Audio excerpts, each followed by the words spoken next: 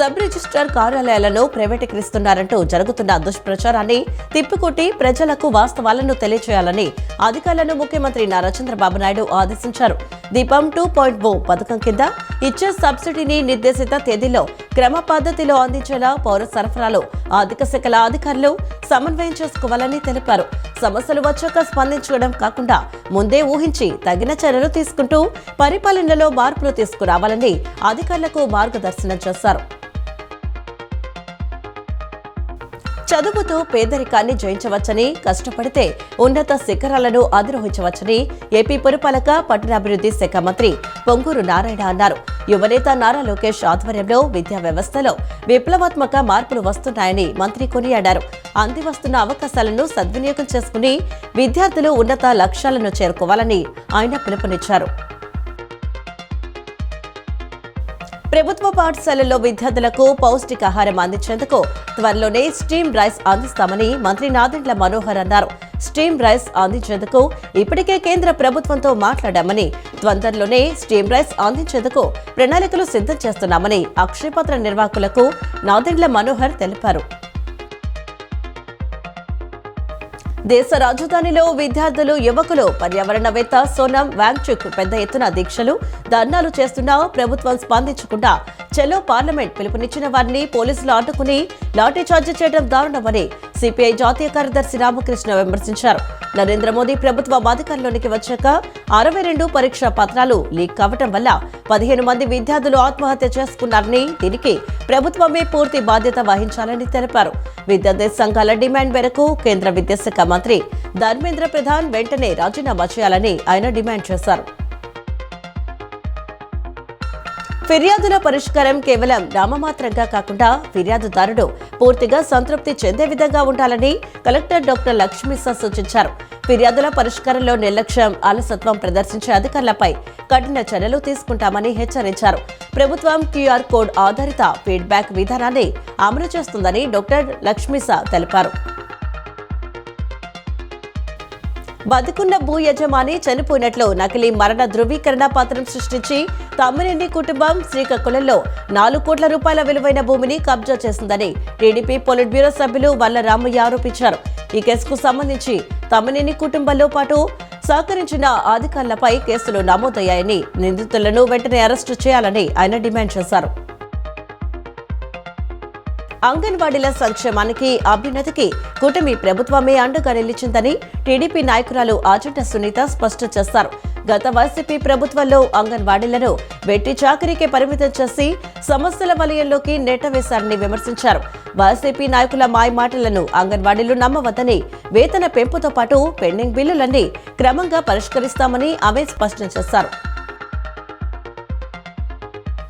ఆంధ్రప్రదేశ్ ప్రభుత్వం సమగ్ర శిక్ష మరియు పాఠశాల విద్యాశాఖ ఆధ్వర్యంలో ఆగిరిపల్లిలో హీల్ ప్యారడైజ్ లో 3 రోజుల రాష్ట్ర స్థాయి పారా క్రీడా పోటీలు ఘనంగా ప్రారంభమయ్యాయి.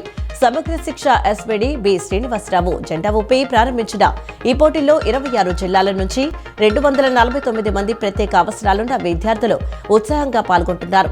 2032 నాటికి ఆంధ్రప్రదేశ్ నుంచి కనీసం 10 మంది ప్రత్యేక విద్యార్థులు ఒలింపిక్స్, పారాలింపిక్స్ కు వెళ్లాలన్నదే తమ లక్ష్యమని ఆయన తెలిపారు. ఇటీవల ఎవరెస్ట్ బేస్ క్యాంప్ విజయవంతంగా పూర్తి చేసిన విద్యార్థుల స్ఫూర్తితో ప్రత్యేక విద్యార్థులు అన్ని రంగాల్లో రాణించవచ్చని పేర్కొన్నారు.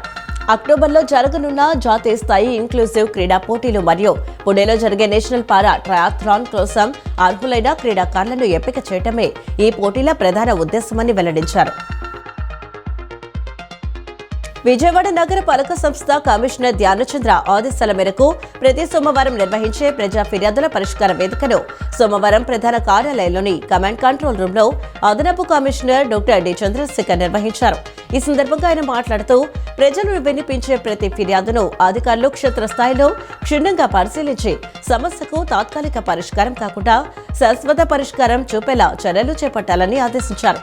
ఫిర్యాదుదారులకు వారి సమస్య పరిష్కారం వివరించడమే కాకుండా నిర్ణీత గడువులుగా పరిష్కరించేలా సంబంధిత శాఖలు సమన్వయంతో పనిచేయాలని సూచించారు. ఈ వారపు ప్రజా ఫిర్యాదుల పరిష్కార వేదికలో మొత్తం 20 అర్జీలు స్వీకరించారు. సంబంధిత శాఖల అధికారులు అర్జీలను స్వీకరించి వాటి పరిష్కారానికి అవసరమైన చర్యలు ప్రారంభించారు. ఆంధ్రప్రదేశ్లో పరిశ్రమల విధ్వంసానికి జగన్ రెడ్డి బ్రాండ్ అంబాసిడర్ గా నిలిచారని టీడీపీ రాష్ట్ర అధికార ప్రతినిధి అప్పసాని రాజేష్ తీవ్రస్థాయిలో విమర్శించారు. మంగళగిరిలోని టీడీపీ కేంద్ర కార్యాలయంలో ఏర్పాటు చేసిన విలేకరుల సమావేశంలో ఆయన మాట్లాడారు. పెట్టుబడుల అనుకూలతలపై నీతి ఆయోగ్ విడుదల చేసిన ఇన్వెస్ట్మెంట్ ఫ్రెండ్లీనెస్ ఇండెక్స్ నివేదికను గతంలోనే is of doing business rankings తో పోల్చుతూ వైసీపీ పత్రిక ప్రజలను తప్పుదోవ పట్టించేలా అసత్య కథనాలు రాస్తుందని మండిపడ్డారు. ప్రభుత్వంపై విష ప్రచారం చేయటమే తాడేపల్లి ప్యాలెస్ వైసీపీ పత్రికల ఏకైక అజెండాగా మారిందని ధ్వజమెత్తారు. వైసీపీ హయాంలో కొత్త పరిశ్రమలు తీసుకురాకపోగా ఉన్న పరిశ్రమలను కూడా తరిమేసి పెట్టుబడిదారులో అపనమ్మకాన్ని సృష్టించారని ఆయన ఆరోపించారు. అత్యంత కఠిన నియమాలను ఆచరించే జైన్ మత గురువులు గుడివాడకు రావటం ఆనందం కలిగించిందని ఎమ్మెల్యే వెనిగండ్ల రాము అన్నారు. దీక్షాకాలంలో అవసరమైన అన్ని సౌకర్యాలను ప్రభుత్వం తరపున కల్పిస్తామన్నారు. గుడివాడలో జైన్ సంఖ్యలకు ప్రభుత్వం తరపున వ్యక్తిగతంగా తన సంపూర్ణ సహకారం ఉంటుందని పేర్కొన్నారు. కృష్ణా జిల్లా గన్నవరం సబ్ రిజిస్టర్ కార్యాలయం వద్ద దస్తావేజు లేఖర్లు జీవో నెంబర్ 396 ను వ్యతిరేకిస్తూ నిరసన కార్యక్రమం చేపట్టారు. ఈ సందర్భంగా గన్నవరం దస్తావేజు లేఖరి అసోసియేషన్ సెక్రటరీ కేవీఆర్ కిషోర్ మాట్లాడుతూ బ్రిటిష్ కాలం నుంచి దస్తావేజు లేఖర్ల అనుసంధానంతోనే రిజిస్ట్రేషన్ సేవలు జరుగుతున్నాయని తెలిపారు. రాష్ట్ర స్థాయి సంఘం పిలుపు మేరకు నేటి నుంచి ఈ నెల 31వ తేదీ వరకు పెన్ డౌన్ కార్యక్రమం నిర్వహిస్తున్నట్లు ఆయన ప్రకటించారు. ప్రభుత్వం వెంటనే ఈ నిర్ణయాన్ని వెనక్కి తీసుకోవాలని డిమాండ్ చేశారు. లేని పక్షంలో రాష్ట్ర వ్యాప్తంగా వందలాది కుటుంబాలు రోడ్డున పడే ప్రమాదం ఉందని ఆవేదన వ్యక్తం చేశారు. కేవలం దస్తావేజు లేఖర్లే కాకుండా కంప్యూటర్ ఆపరేటర్లు మరియు ఆఫీస్ సిబ్బంది కూడా జీవనోపాధి కోల్పోయే పరిస్థితి వస్తుందని తెలిపారు. అనంతరం వారు Gannavaram sub registrar BVV Prasad కు సమ్మె నోటీసు అందజేశారు. పశ్చిమ మధ్య బంగాళాఖాతం ఆనుకుని ఉన్న ఉత్తర కోస్తాంధ్రపై ఉపరితల ఆవర్తనం కొనసాగుతుందని రాష్ట్ర విపత్తుల నిర్వహణ సంస్థ మేనేజింగ్ డైరెక్టర్ ప్రఖర్ జైన్ తెలిపారు. ఈ ఉపరితల ఆవర్తనం నుండి ద్రోణి విస్తరించి ఉందన్నారు. వీటి ప్రభావంతో నేడు మేఘావృతమైన వాతావరణంతో పాటు తేలికపాటి నుంచి మోస్తరు వర్షాలు కురిసే అవకాశం ఉందని వెల్లడించారు. సముద్రం అలజడిగా ఉండి అలలు ఉధృతంగా ఉన్నప్పుడు చిన్న బోట్లు ఉపయోగించే మత్స్యకారులు అప్రమత్తంగా ఉండాలని సూచించారు.